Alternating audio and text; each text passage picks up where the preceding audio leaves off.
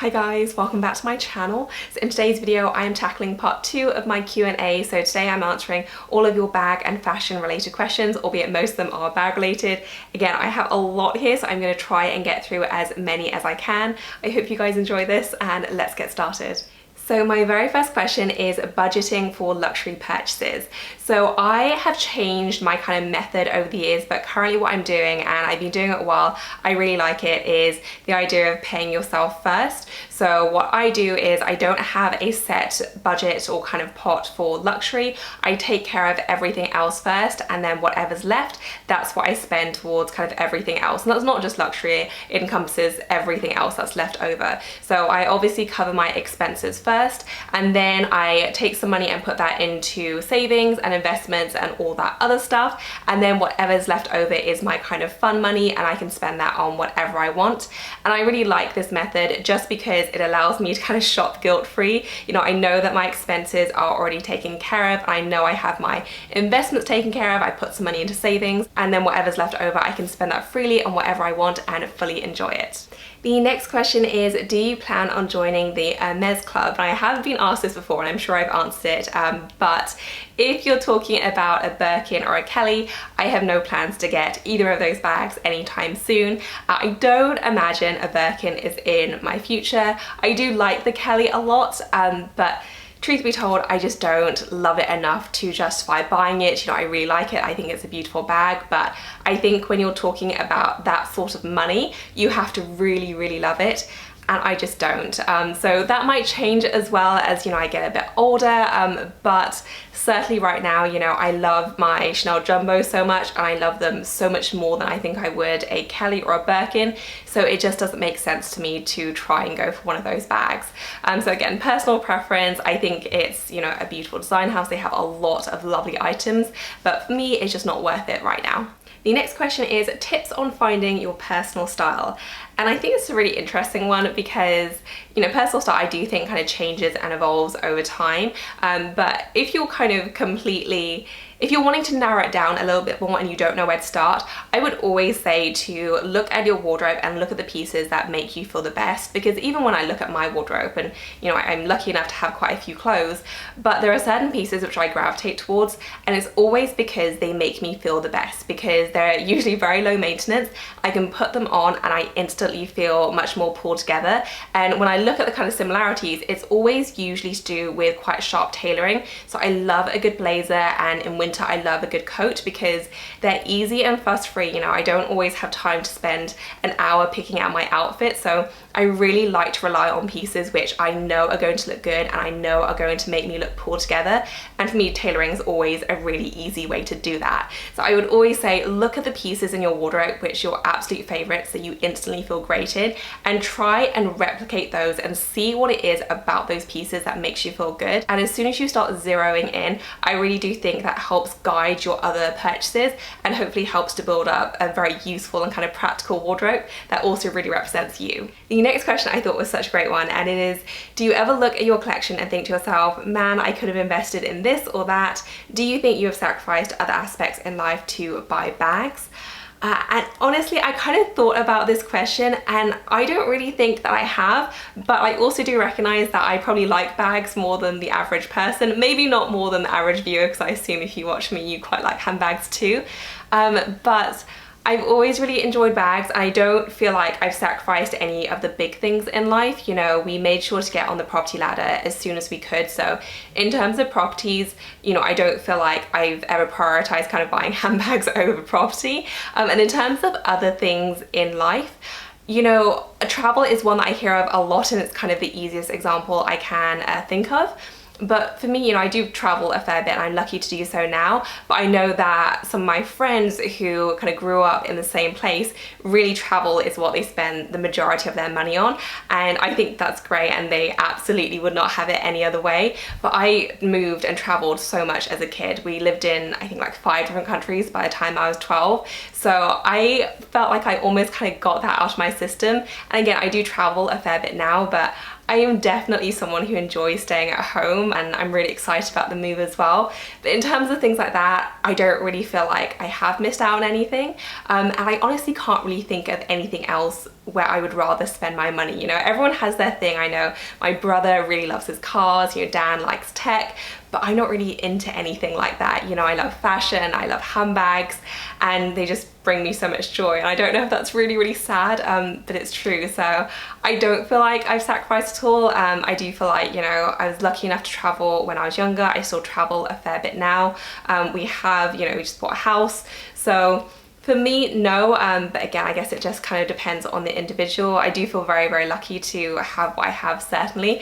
Probably have too many bags, but yeah, I don't feel like I've massively missed out on anything. The next question is plans for post-ed pics. So for those of you who don't know, I've only mentioned this once or twice, so I assume most of you don't, but I have been planning and building a resale website for luxury bags. Post-it is actually the name, post-it pics is just the Instagram handle, and it was supposed to launch last year, but building tech things is hard, so we've had a lot of delays, and we're kind of building it within our development company, but it's always kind of last on the list, and so we do have dedicated developers, but we've been so busy over the past year that we keep having to drag them off Post-it and have them work on other projects. So I'm hoping it's going to get calmer. I'm keeping my fingers crossed that it's going to still be this year. I do have a landing page if you want to sign up to get notified when it does go live, so I'll pop that in the description section below, but it's essentially going to be a luxury marketplace where there aren't any fees to buy and sell, because I do feel like that's something that's sorely needed.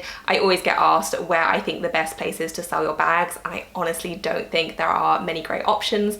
You know, obviously you have consignment options, but they're often very, very expensive, or otherwise you kind of can go through Instagram and Facebook, but there's no one central point that I like to direct people to. I just sell my bags on my blog, so I'm looking forward to be able to move them over to Post-it. But yeah, I'm really excited. We just had a really big UI redesign as well, so it's looking really, really great. So fingers crossed. I will announce when I launch it, obviously, but if you want to be the first to know, then I will leave that landing page down below. The next question is my next big purchase.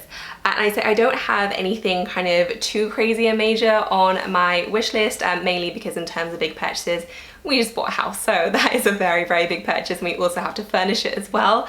So nothing on the kind of Chanel Jumbo, Hermès Birkin kind of price level. But in terms of other bags, I do have another Neverfull on my wish list. I recently sold my Louis Vuitton World Tour Neverfull in the MM size. I would like a replacement for that, just in a combination that works a little bit better for me. I'm actually thinking about maybe repurchasing the Damier Ebene with the rose ballerine lining. This is a bag that I bought 1 or 2 years ago, I think, but I had some cracking issues on the glazing, and I returned it, but they weren't able to exchange it for me because they had no more stock. I waited like 2 months and there was just nothing, so I just kind of gave up. It's always been on my mind to get a replacement, but I just never gotten around to it. So that one is definitely on my wish list. And I'm also thinking about something in like a tan suede. I want something quite warm toned for autumn winter, but I haven't really identified a style yet. So those are the two kind of bag purchases on my wish list at the moment. And then apart from that, I'm looking at a few key investment pieces for winter, so like a nice coat and a nice pair of boots, but yeah, nothing on the kind of Birkin, Kelly, Chanel Jumbo level. The next question is, how do you get over the fear of using and potentially damaging your Chanel bags, especially if they're light colored bags? So I'd say I don't think that light colored bags are as crazy delicate as a lot of people think. I do make sure to kind of color lock all of my denim. I have a video on that, so I'll link that below if you're interested. But I've really never been put off by light bags. I love light colored bags, and as long as you're mindful of your surroundings and don't put them in a sticky puddle or anything like that, I generally find them to be fairly low maintenance. I do understand though the whole element of not wanting to use something in your wardrobe which is super crazy expensive. Certainly when I travel, I rarely take a Chanel bag with me, especially if I know I can't replace it, or if it's just such an insane amount of money that I would weep for months if I had to. Just because I think when you travel, there is just a heightened sense of risk. There are more opportunities for something to get lost or damaged. So I would always avoid taking kind of my Chanel bags on holiday and traveling with me. But at the same time, I'm a firm believer that bags are there to be enjoyed and used, and as much as they can be beautiful art on your shelves, I do think that there's an element of getting your money's worth as well. So I would always say just to remind yourself that they really are there to be used, and the more you do use them, the more kind of enjoyment you'll get, but also I think the less your fear will become. And as an example of that, I used to be so crazy protective of my Chanel Jumbo, and then it got caught in the worst downpour ever. It was soaked to the bone. I didn't have an umbrella and I was so scared I'd ruined it, and it's absolutely fine. So maybe it takes a few kind of instances like that, and obviously it does depend on what material you get your bag in, but I'd say, you know, you only live once, you might as well enjoy the bags which you spent a lot of money on. The next question is, what was it like being a luxury lover before you could afford luxury? When and what age did you know that this was your passion? So I have loved fashion and bags for as long as I can remember, and I genuinely can't even remember what age it was, but very, very young. You know, I always loved dressing up, and that very quickly morphed into handbags, but it was way before I could even dream of owning anything kind of really fancy or luxurious.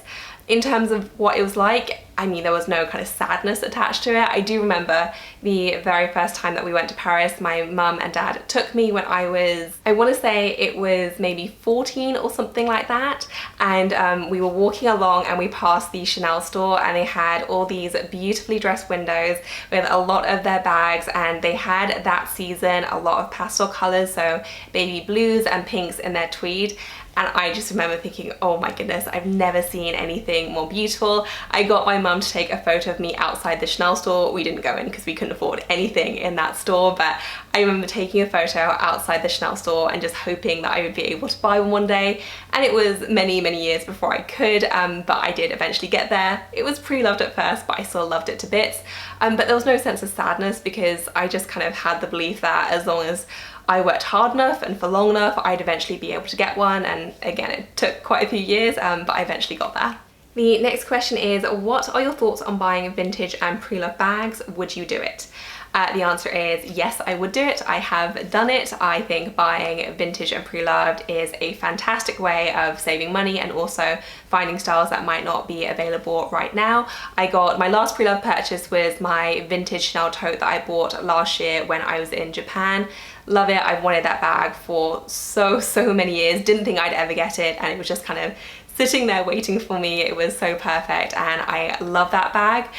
But yeah, I think buying pre-loved and vintage is a great way to go, especially, you know, if you're familiar with the seller or sure about authenticity. Why wouldn't you do it? You know, it's a great way to save money. They definitely aren't getting any cheaper, and you can pick up some bargains. Okay, so someone wanted to know how I would rank my Chanel Jumbos.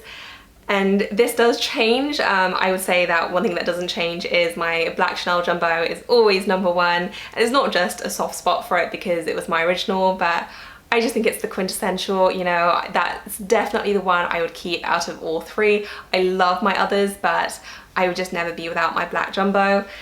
If I had to rank the others, I think my grey one slightly edges it, but at the same time, I've really been enjoying my beige one recently. I still kind of pinch myself that I have three because I just can't really believe it. I love those bags so much, so it's very, very close. I really enjoy all three of them. I get use out of all three of them as well, which I wasn't fully sure that I would, and it's definitely reduced my reliance on my black one, but I do use all of them all the time. So yeah, it's very, very close, but I'd say black first, grey second, and beige third, but I still really, really like my beige. The next question is, what was your income level when you bought your first Chanel, and how long did you save up for it? So my very first Chanel, I still have it. It's this one right here. I saved up for this one for, I think it was about a year, and that was everything from my job to birthday money, Christmas money. It was everything went into this bag. I think I bought it for about £900 from eBay. It came from Japan. I wanted a classic flat, but unfortunately, even back then, they were way more expensive than that on the pre-loved market. So I had to go for this one, but I loved it nonetheless. You know, it was black. It had that kind of classic flat look, which is what I wanted. It's in rather poor condition now, and it wasn't perfect when I got it, but it was certainly a lot better than it is now. It's looking a little bit flat and deflated, but I've also used this bag an absolute ton. So it has definitely done very well, all things considered. I don't remember exactly how much money I was on. It was such a long time ago, but it wasn't, you know, crazy good money or anything like that, but I did save solidly for a year. all of my spare money went into this bag, and I've got to say, I think it was 100% worth it. This was my most treasured possession for quite a few years, I'd say. I think it was 4 years until I was able to get my next one, but this one served me very, very well. The next question is, what would you recommend for a first handbag investment, especially if you could only buy one? So I would say here I'd go either large or small. So for a larger bag, I would go for a tote bag. I love tote bags, and my pick would always be the Louis Vuitton Neville. It's a great style, it's timeless, it's durable, and I just still love mine to bits. And for a smaller bag, I would probably go for a wallet on a chain. And in terms of brand, it's whatever you like best and fits within your budget. Pretty much every single brand out there does a wallet on a chain, so you are spoiled for choice. And you know, Chanel does one, Gucci, Saint Laurent, and Mulberry. Like, there are just so many choices. So whichever one you like best and what fits in your budget. I'm a big believer though in getting bags which you know you're going to get a lot of use out of. I don't really subscribe to the idea of getting a special occasion bag or anything like that. I think if you're going to spend a lot of money on something, you should really get as much wear out of it as possible. And for me, that definitely means either something like a wallet on chain or otherwise a tote bag. The next question is, if you could only have one bag from each major fashion house that you already own, which bags would you choose? I actually brought props in for this one. So I have for Gucci, I have my Gucci Dionysus, which I love. My wallet on chain was a kind of close second, but I think the Dionysus is just gorgeous and always a favourite. Mulberry, I didn't know if it counted, but I thought I'd throw this in here. It's my zipped Bayswater. Love this bag, it's so great. Louis Vuitton, no surprise. It's my Neville, my ride or die bag. It's always so great, and you just can't do better than one of these, I don't think. For Saint Laurent, I did pick my wallet on chain, but this was very closely followed by my small Lulu, which I loved a bit. This one only edged it just because it's like the perfect example of an evening clutch for me. I don't really use this as a day-to-day bag, to be honest, but I've had this for so long and it's done so well, and I still love it as much as I did when I first got it. Small Lulu is great, but this one slightly edges it. And then for Chanel, of course, it would be my jumbo. I'd actually picked my black one as mentioned, but I didn't think to bring that one in. So my choice would be the black jumbo with gold hardware. And my very last question is, if you could only have 5 handbags for the rest of your life, what would they be? My answer is so boring, but I thought I might as well be honest. It would be 2 Chanel jumbos, 1 Chanel mini, my Louis Vuitton Neville, and my Saint Laurent Kate bag, again closely followed by my small Lulu, but the Kate edges it once again. Jumbos, currently it would be black and grey, but again it's a very close second with my beige. Super boring, I know, but I like what I like and I know what I kind of reach for the most, and those would be my picks. So that is it for this video, guys. I hope that you enjoyed it. I hope that I managed to answer your question if you did ask one. Apologies if I didn't, but feel free to leave me the question down below and I'll try and get to as many as I can. Please do give this video a thumbs up if you've been enjoying these Q&As, and as always, thank you so much for watching. I will see you in my next one. Bye, guys.